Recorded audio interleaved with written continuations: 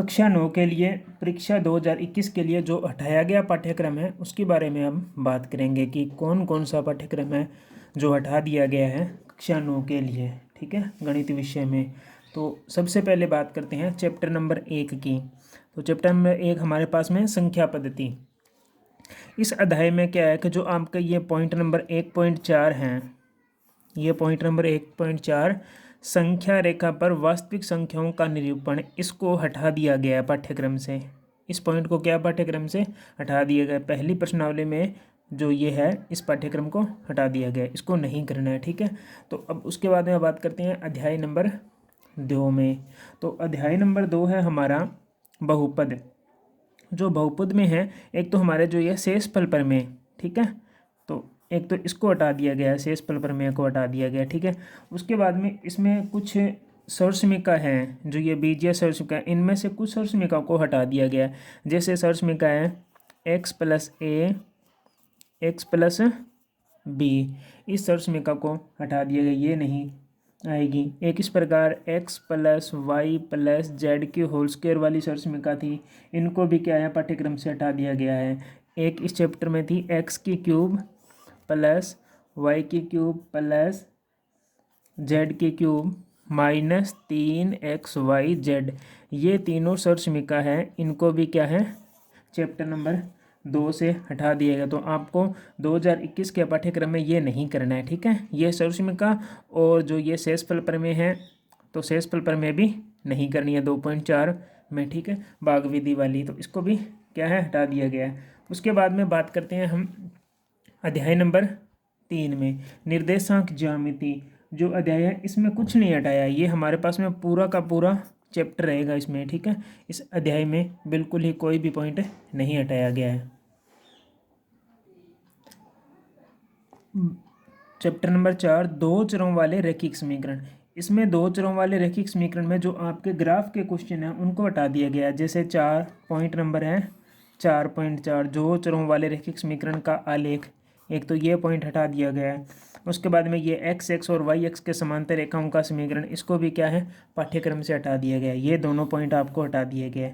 आपको रैखिक समीकरण और रैखिक समीकरण का हल मतलब 4.1 और 4.2 तक ही करनी है 2021 के पाठ्यक्रम के लिए। इसके आगे ये नहीं करना है, ये पाठ्यक्रम से आपका हटा दिया गया है। उसके बाद में चैप्टर नंबर 5 है यूक्लिड की ज्यामिति का परिचय। ठीक है, तो यूक्लिड की ज्यामिति का परिचय, इस पूरे चैप्टर को हटा दिया गया है। पूरा का पूरा चैप्टर है, ये आपके सिलेबस में नहीं है, इसको हटा दिया गया है पूरे को, ये आपको नहीं करना है। ठीक है, उसके बाद में जो चैप्टर नंबर 6 है आपका रेखा और कोण।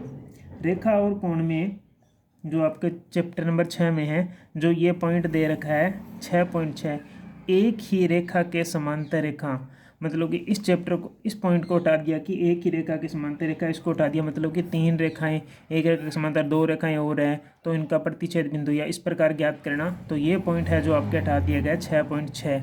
ठीक है, बाकी सारा आपको करना है, 6.6 पॉइंट को हटा दिया गया है। ठीक है, रेखा और कोण में बाकी सेम रहेगा। और इसके बाद में है चैप्टर नंबर 7 है हमारे पास में त्रिभुज। त्रिभुज में भूमिका, त्रिभुजों की सर्वांग संख्या। ठीक है, इस प्रकार के त्रिभुजों की सर्वांग संख्या के लिए कसौटी। ठीक है, तो जो चैप्टर नंबर 7 है इसके अंदर हमारे पास में जो पॉइंट है 7.6 एक त्रिभुज में असमीकाएँ, इसको हटा दिया गया है। ठीक है, उसके बाद में जो है भुजा कोण भुजा, जैसे ASA नियम, ये नियम भी हटा दिया गया है। RHS नियम, समकोणकरण वाला नियम, सर्वांशता वाला नियम, इस नियम को भी क्या है हटा दिया गया है। और जो इसके बाद में प्रमेय की जो उत्पत्ति थी, इस प्रश्नावली में प्रमेय की उत्पत्ति, प्रमेय की उत्पत्ति है, ऐसे भी क्वेश्चन क्या है हटा दिए गए। उसके बाद में बात करते हैं चैप्टर नंबर 8 में चतुर्भुज। चैप्टर नंबर 8 है चतुर्भुज। चतुर्भुज में दे रखा है जो हमारे हटाया गया पाठ्यक्रम है चतुर्भुज में, एक तो मध्य बिंदु प्रमेय जो कि हमारे पास में 8.6, इसको मध्य बिंदु प्रमेय है, इसको 8.6 को हटा दिया गया। उसके बाद में 8.5 चतुर्भुजों के समांतर, चतुर्भुज के समांतर चतुर्भुज होने के लिए एक अन्य प्रतिबंध, इसको भी क्या है पाठ्यक्रम से हटा दिया गया। तो ये 2 पॉइंट है जो चैप्टर नंबर 8 में से हटाया गया है। उसके बाद में चैप्टर नंबर हमारे पास में है 9 है। चैप्टर का नाम है समांतर चतुर्भुजों और त्रिभुजों का क्षेत्रफल, जो कि ये पूरा अध्याय है आपके हटा दिया गया है समांतर चतुर्भुज का। इसके ऊपर यहाँ पर कट का निशान लगा दिया। ये पूरा जो चैप्टर है आपको 9 नंबर चैप्टर नहीं करना है, पूरा का पूरा चैप्टर है जो हटा दिया गया है। उसके बाद में बात करते हैं चैप्टर नंबर 10 की, जो दे रखा है वर्त।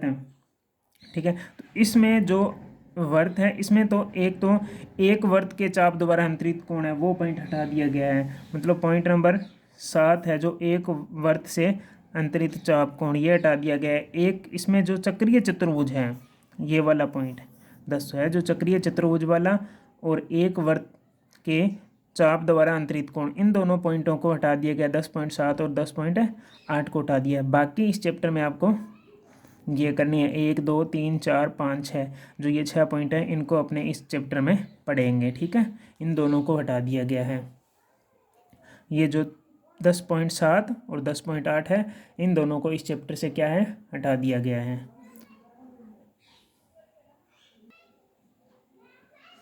जो चैप्टर नंबर 11 है, रचना वाला चैप्टर है, इसके अंदर क्या है आपके, एक तो 11.1 है उसको हटा दिया गया है जो चैप्टर है इसमें अंदर। ठीक है, त्रिभुजों की कुछ रचनाएं, जिसके अंदर 11 पॉइंट हमारे पास में 2 हैं, जिसमें क्वेश्चन नंबर 2 है, 3 और 5 4। ठीक है, तो ये जो क्वेश्चन है, इन क्वेश्चनों को इस प्रश्नावली में क्या है, हटा दिया गया है चैप्टर नंबर 11 में। अब बात करते हैं चैप्टर नंबर 12, हीरो का सूत्र। जो चैप्टर नंबर 12 है, हीरो का सूत्र, इसमें क्या है, त्रिभुज की भूमिका, त्रिभुज का क्षेत्रफल हीरो के सूत्र से। तो ये तो हमारे पास में है, भूमिका भी आएगी, त्रिभुज का क्षेत्रफल हीरो के सूत्र से ज्ञात करना। चतुर्भुज के क्षेत्रफल ज्ञात करने के लिए हीरो का सूत्र का अनुप्रयोग, जो ये पॉइंट है इसको हटा दिया गया है।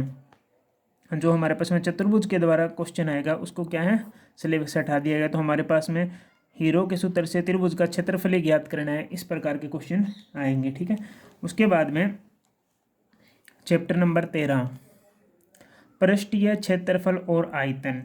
जो पृष्ठीय क्षेत्रफल और आयतन है, इसमें तो एक तो लंबवर्तीय शंकु का पृष्ठीय क्षेत्रफल, अर्धगोले का पृष्ठीय क्षेत्रफल है आयतन। ठीक है, तो एक लंबवर्तीय बेलन का पृष्ठीय क्षेत्रफल, इस पॉइंट को हटा दिया गया है। ठीक है,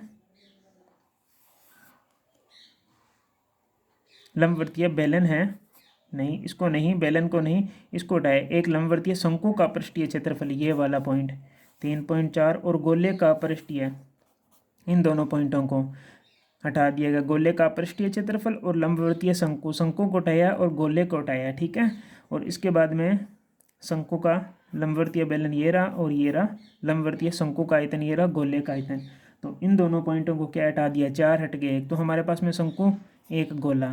ठीक है, इनका पृष्ठीय क्षेत्रफल और आयतन है, इनको हटा दिया गया। उसके बाद में प्रश्नावली हमारे पास में है चैप्टर नंबर 14, सांख्यिकी। जो सांख्यिकी चैप्टर है, इसके अंदर आंकड़ों का संग्रहण। ठीक है, एक तो आंकड़ों के संग्रहण था, एक समान चौड़ाई व परिवर्ती चौड़ाई के आयत चित्र, बारंबारता, बहुभुज। तो इसमें क्या है, जो 14.2 है इसमें वो हटा दिया गया। इसमें हमारे पास में आएगा क्या, दंड आलेख आएगा। ठीक है, दंड आलेख जो इस प्रश्नावली में है 14 में 14.2 है, उसको तो हटा दिया गया है। इसमें दंड आलेख आएगा। एक तो ये आयत चित्र नहीं आएगा, आयत चित्र, इस आयत चित्र को हटा दिया गया है। एक बारंबारता बहुभुज, बारंबारता बहुभुज, तो बारंबारता बहुभुज है, उसको भी क्या है, हटा दिया गया है। तो चैप्टर नंबर 14 में क्या पढ़ना है, दंड आलेख पढ़ना है, 14.1 है, और 2 को तो हटा दिया गया। आयत चित्र नहीं आएगा, बारंबारता बहुभुज नहीं आएगा। अब बात करते हैं चैप्टर नंबर 15 की। चैप्टर नंबर 15 है हमारे पास में है प्रायिकता है। तो प्रायिकता में क्या है, संपूर्ण प्रायिकता को ही हटा दिया गया है। ठीक है, तो प्रायिकता पूरे, ये पूरा चैप्टर है ये नहीं आएगा, पूरे चैप्टर को हटा दिया गया। तो ये था कक्षा 9 का पाठ्यक्रम 2021 का। जो हटाए गए हैं वो हमारे पास में है चैप्टर है। तो पूरा सिलेबस आपको पता चल गया, इसके अनुसार ही अब वीडियो बनेंगे, अपलोड होंगे, ठीक है। तो ये 2021 के लिए है, ठीक है। जैसे इसमें एक तो 9वें नंबर चैप्टर है, इसको पूरा हटा दिया गया है, पूरा, ठीक है। एक हमारे पास में चैप्टर नंबर 15 है, इसको संपूर्ण ही हटा दिया गया है। एक हमारे पास में चैप्टर नंबर जो 5 है यूक्लिड विभाजन प्रमेय, ठीक है, तो उसको हटा दिया। संपूर्ण चैप्टर तो 3 हट गए, और बाकी जो चैप्टर है उनमें जो कुछ पॉइंट हटे हैं जिनके बारे में हमने अभी बात की थी, ये पॉइंट थे, ठीक है। और चैप्टर नंबर 3 है जो संपूर्ण ही आएगा, उसमें कोई भी मतलब कि कम ज़्यादा सिलेबस नहीं किया गया है।